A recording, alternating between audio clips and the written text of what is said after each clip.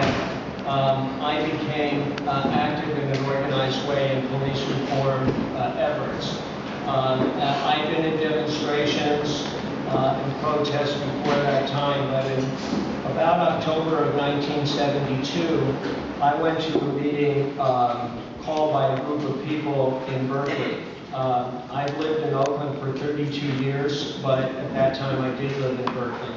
And that meeting was called because the people there at that time felt that something needed to be done. There needed to be a unified statement and a unified plan of action about what we were going to do about the problem of police violence in Berkeley. The Black Panther Party had put an initiative called Community Controlled Police on the ballot. It had failed. The African American community was one of the largest groups that voted against it because it divided the city up in 3 police departments, and they felt they would not be able to go outside of their own community if that happened. So there was a recognition that we could not reach them. There was a recognition, though, that we had to do something. And it was a coalition of people from the Black Panther Party all the way over to various groups and even the McGovern Democrats and just people who wanted to be active and get something done, like myself. And we talked a long time about what we could do that would be a principled statement and yet at the same time be able to reach out to the community in Berkeley and actually get something done. And we came up with a police review commission. We came up with forcing Berkeley police to live in Berkeley. We came up with regulating their weapons. And we came up with forcing them to disclose their agreements with other law enforcement agencies. 2 of those 4 initiatives did pass, the Police Review Board and the Mutual Aid Pact. And I could talk about that a long time, but that's not why I'm mentioning all this. I'm mentioning this because of the importance of unity, that when we all acted together, we were able to do something that none of us really could do separately. We were able to print flyers, we were able to run a campaign, we were able to reach out to the community, we were able to go door to door, we were able to win over a lot of opposition from the police union and others. And another reason I'm telling you this is that no matter what we do, John and I, on the receiver hearing, we have been consistent from the very beginning that what we're doing is not a substitute for community organizing or political action. Never would I ever say that. I don't believe it. I don't want you to believe it. This is just one small area of what we all need to accomplish. And it's an important area, at least in our opinion, but it's no substitute for community action and for principled unity around doing something about the Oakland Police Department. I've come to the unfortunate conclusion after many years of being a lawyer, living in Oakland and seeing the police in various arenas. I used to believe that police, there's something about being a police officer that gives the amount of discretion, and a number of police, a small number, but a number, will abuse that discretion. They have awesome power, the power of life and death, which even the head of our corporations don't have, at least directly, to shoot somebody.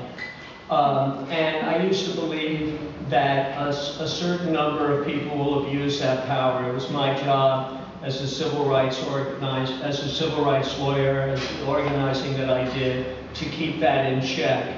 And that's what was happening in Oakland. It was no different from any other police department. There was a need to keep them under control, but at the end of the day, they were the same as any other police department across the United States. I no longer believe that. I believe that the Oakland Police Department is in serious trouble, that they have unique, almost unique, bad qualities, lack of leadership, lack of accountability that doesn't exist anywhere, practically anywhere in the United States. That we have here a big problem, a problem that's different from, let's say, Detroit, which I'll talk about in a minute, where I was in April, or even Los Angeles, which has done some improvement from their consent decree. That they have proven themselves to be a special case needing serious work by all of us, including the federal courts.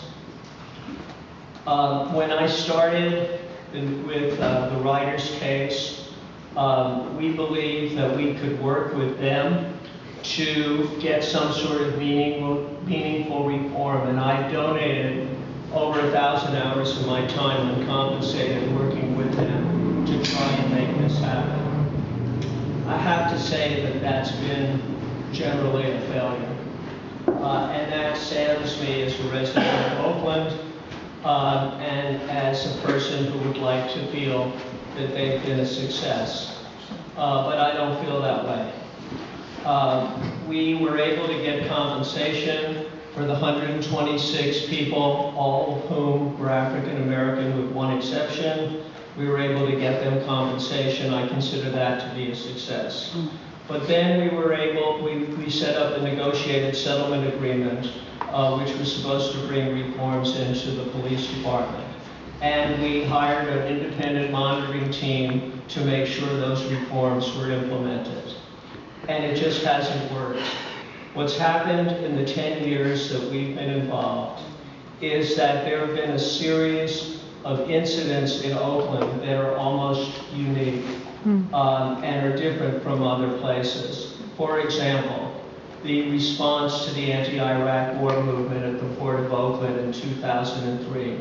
An incident the New York Times called the most violent response by any police department in the United States against an anti-war demonstration. Or the Smith class action case, which John and I did in 2005, where one officer for years was able to stop immigrant Asian women, 100 of them, over years, and take sexual advantage of them with no accountability and no supervision. Complaints to internal affairs that went ignored. And that's the difference between Oakland and other law enforcement agencies, or many of them, not all, which is that eventually people get caught and fairly early in the game. But in Oakland, it went on and on and on. Dozens of citizens, women being taken advantage of who just came to this country. Or the search warrant case, another case which occurred during the pendency of the negotiated settlement agreement, where the Oakland Police Department itself concluded that 2 out of 3 of every confidential informant warrant that they did was based on false or perjured testimony. And as a result, we represented another 100 people, 99 of whom were not Caucasian. And we had one man who was 73 years old, who lived in East Oakland. He had been an employee of Kellogg's his whole life, no record.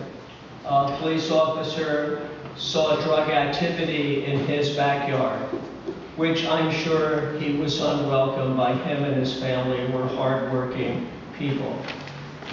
And instead of getting them, they said that his house was the center for drug activity, which was a flat-out lie. So they came into his house and they took him away. He had high blood pressure. They took him to Santa Rita, and Santa Rita rejected him because he was a health risk. Then they drove him to North County to try and get him in there, and they rejected him. And then they left him in the street by Highland Hospital. And he was one of 100 people. And that's the point. These things can happen in isolated incidents. But when you have 100 people with 2 out of 3 warrants, defective because they're based on false or perjurious testimony, that indicates a systemic problem within the Oakland Police Department. Or Occupy Oakland. Well, I'll get to that in